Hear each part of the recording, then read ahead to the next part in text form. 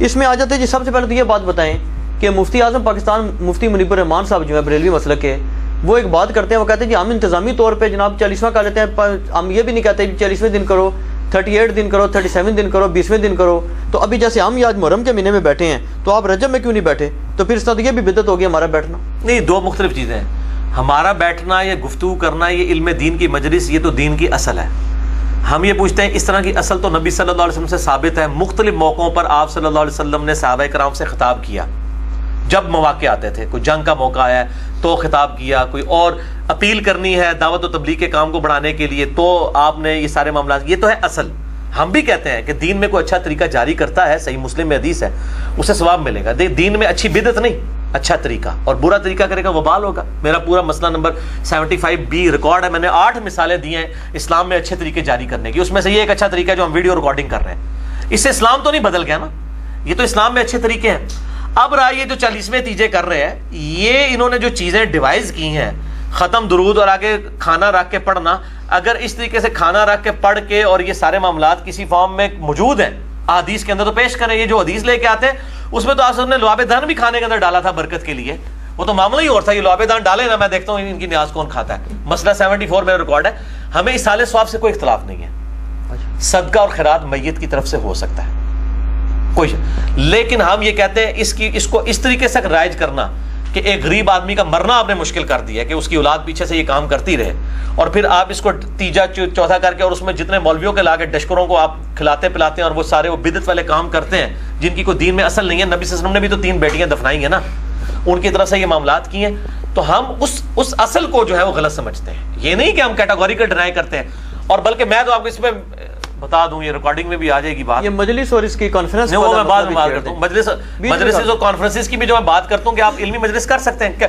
مجھے بتائیں کہ یہ کہتے ہیں جی نبی صلی اللہ علیہ وسلم کے دور میں نہیں ہوئی, صحابہ کے دور میں نہیں ہوئی ہیں. مجھے بتائیں کہ اہل حدیث جو ربیع الاول کے مہینے کے اندر سیرت النبی کانفرنسز کر رہے ہیں, اہل حدیث اور دیوبند اور شافعی معاشر کانفرنسز کر رہے ہیں, تو یہ انہوں نے کیوں شروع کی ہیں؟ اور اسی مہینے میں ظاہر ہے اسی مہینے میں ہوگی نا, جب یاد ہوگی.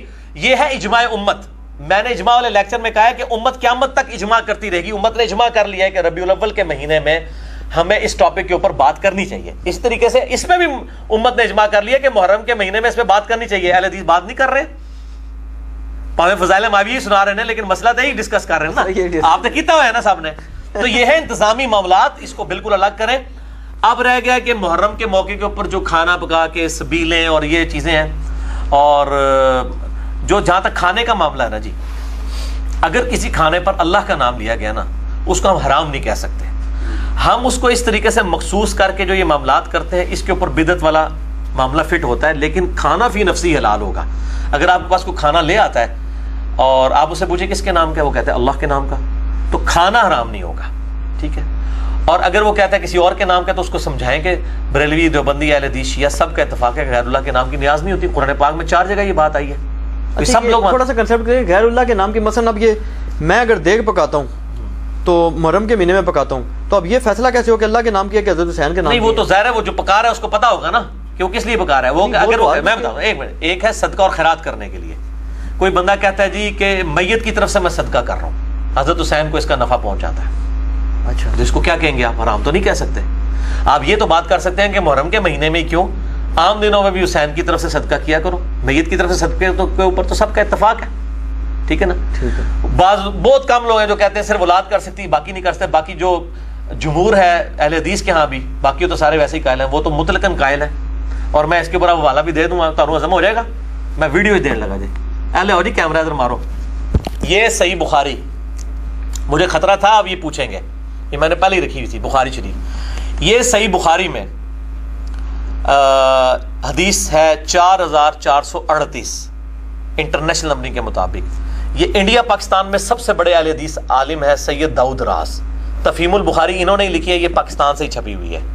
8 جلدوں پہ اس کا PDF ہے جو پوری دنیا میں چل رہا ہے انٹرنیشنل نمبرنگ کے مطابق. ان کے میں آپ کو الفاظ پڑھ کے سناتا ہوں کہ انہوں نے کیا لکھے ہیں اور حدیث کی شرح کیا کی ہے. اس کے بعد مجھے کوئی گالی نہ دے اہل حدیث, اپنے علماء کو دیں اور ان کے اوپر فتوے لگائیں.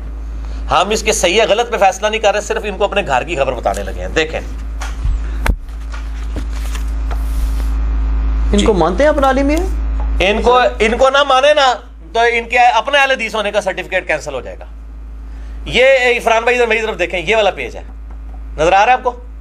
یہ جو تشریح انہوں نے کی ہے نا, اس کو ذرا آپ نا ہائی لائٹ کریں تھوڑی دیر کے لیے, میں پھر پڑھ کے سناتا ہوں. صحیح بخاری انٹرنیشنل نمبر کے مطابق 4438 نمبر حدیث کی شرح لکھ رہے ہیں, اور یہ حدیث وہی ہے کہ نبی صلی اللہ علیہ وسلم کے جب بیماری کے دن تھے, یہ نیچے والی تشریح جو ہے نا اس کو ہائی لائٹ کریں, جہاں تشریح لکھا ہے اس سے نیچے تک. تو سیدنا عبد الرحمن بن ابی بکر آئے, ان کے ہاتھ میں مسواک تھی, تو بڑی سخت تھی, آپ صلی اللہ علیہ وسلم چبا نہیں سکے, تو سیدہ عائشہ نے چبا کے دی. اور پھر یہ آگے الفاظ چلتے ہیں, اس میں آگے آتے ہیں کہ سیدہ عائشہ کہتی ہیں کہ نبی صلی اللہ علیہ وسلم کی وفات میری گود میں ہوئی. یہ تھی حدیث, اس میں سیدہ عائشہ کی فضیلت ثابت ہوئی رضی اللہ تعالیٰ عنہ وعلیہ السلام. اچھا اب سنیں داؤد راز صاحب کیا لکھتے ہیں. ہو گیا جی کوریج؟ اچھا اب میں پڑھ کے سنانے لگا ہوں داؤد راز صاحب اس کی شرح کیا لکھ رہے ہیں. یہ شرح اہل حدیث عالم کی ہے. وہ کہتے ہیں اس میں یہ اشارہ بھی تھا کہ حضرت عائشہ اور نبی صلی اللہ علیہ وسلم دنیا اور آخرت میں دونوں ایک ہی جگہ پر رہیں گے. یعنی سیدہ عائشہ کہتی ہیں کہ نبی صلی اللہ علیہ وسلم کا اور میرا تھوک جمع ہو گیا مسواک کی وجہ سے, اس کی شرح کر رہے ہیں. حضرت علی رضی اللہ تعالیٰ فرماتے ہیں اللہ جانتا ہے کہ حضرت عائشہ دنیا اور آخرت میں آپ کی بیوی ہیں. بالکل یہ حضرت علی کا نہیں ہے قول, یہ سیدنا عمار بن یاسر کا ہے صحیح بخاری میں, جب جنگ جمل کے لیے انہوں نے کوفے کے منبر پر خطبہ دیا تھا کہ دنیا اور آخرت میں عائشہ نبی کی بیوی ہے, لیکن اللہ نے تمہیں آزمایا ہے کہ تم عائشہ کی اطاعت کرتے ہو یا اللہ کی اطاعت کرتے ہو, کیونکہ امیر المومنین وَأُولِي الْأَمْرِ مِنْكُمْ یہ ہے. بڑی سخت بات کی. اچھا یہ صحیح بخاری میں حدیث ہے. اچھا اور امام بخاری اس کو حضرت عائشہ کے فضائل میں لے گئے ہیں, اس خطبے کو نیم رافضی, امام بخاری نیم رافضی. ظاہر ہے جی اس طریقے سے وہ آدھا ٹکڑا لیتے ہیں نا, یہ آج کل کے سرابلی وغیرہ ہوتے ہیں تو امام بخاری نے مت دینا کہ ادھی حدیث لکھو کہ دنیا اور آخرت میں. انہوں نے لکھا کہ جب وہ جمل کے لیے آئیں تو یہ سارا معاملات ہوئے. اچھا جی اب دیکھیں جی آگے, حضرت عائشہ دنیا اور آخرت میں آپ کی بیوی ہیں. آگے لکھتے ہیں حضرت مجدد الافسانی یعنی شیخ احمد سرہندی صوفی کٹر, پاکستان انڈیا بنگلہ دیش میں شیعہ سنی فساد کا امام, یہ ہے اصل میں فسادی آدمی جس نے یہ سارا فساد مچایا ہے ایکسٹریم تک. ٹھیک ہے, اور نبی صلی اللہ علیہ وسلم کی شان میں بھی بہت گستاخی ہیں, بالکل ان کے مکتوبات کے اندر موجود ہیں. میں اس پہ پورا لیکچر دے سکتا ہوں. تو المتوفا 1036 ہجری, یہ 1036 ہجری میں فوت ہوئے. بریلویوں دیوبندیوں دونوں کے مشترک جی دیوبندی بریلوی اور اہل حدیث کے تو ہو ہی گئے نا, یہ تو خود لکھ رہے ہیں رحمۃ اللہ علیہ لکھ رہے ہیں ان کو. دیوبندی بریلوی تو ان کو اپنا امام مانتے ہیں نا نقشبند سلسلے میں, کیونکہ قاضی ثناء اللہ پانی پتی کے یہ ابا اجداد ہے نا, اس لحاظ سے کہ نقشبند سلسلے میں بزرگوں میں سے شامل ہیں. تو جو وہ اکبر بادشاہ کے خلاف کھڑے ہوئے تھے. اچھا اکبر بادشاہ کے خلاف اگر یہ کھڑے ہو جائیں تو یہ بزرگ ہیں بریلویوں کے, اور اگر غلام احمد قادیانی کے خلاف جو ہے وہ ثناء اللہ امرتسری اہل حدیث کھڑے ہو جائیں, وہ لعنت اللہ ہی لے رہیں گے, ان سے کوئی دین کا کام نہیں لیا گیا. ٹھیک ہے نا, پھر ان کی وہ کیٹیگری فیل ہو جاتی ہے. وہ کہتے ہیں ہاں جی وہ بھی تھے, پیر میلی شاہ صاحب بھی تھے, ٹھیک ہے نا جی, تو پھر دونوں رحمہ اللہ ہو گئے. کہتے ہیں اللہ لیتا ہے دین سے, اللہ پائی جی بخاری مسلم حدیث ہے, اللہ فاسق کو بھی دین کا کام لے لیتا ہے. یہ اور قیامت دن فیصلہ ہوئے گا کہ کیڑا کم فاسق کو لیا گیا اور کیڑا مومن کو لیا گیا, یہ اللہ تعالیٰ فیصلہ کرے گا, ہم نہیں فیصلہ کرتے. اچھا جی, تو حضرت مجدد الافسانی بقول ان کے مجدد الافسانی شیخ احمد سرہندی, تو یہ احمد نام والے جتنے ہی ہیں نا یار عجیب و غریب ہی لوگ آئے ہیں. نبی صلی اللہ علیہ وسلم کے بعد کی بات کر رہا ہوں. ٹھیک ہے جی, چاہے وہ احمد ابن تیمیہ ہو, ان کا نام بھی احمد ہے, ہاں یہ احمد سرہندی ہوں, امام احمد رضا بریلوی ہوں, جیسے امام احمد ابن تیمیہ, امام احمد رضا بریلوی, غلام احمد پرویز, غلام احمد قادیانی. ٹھیک ہے جی, میں ویسے یہ جوک کے طور پہ بات کی, میں کسی کے اوپر فٹ نہیں کر رہا.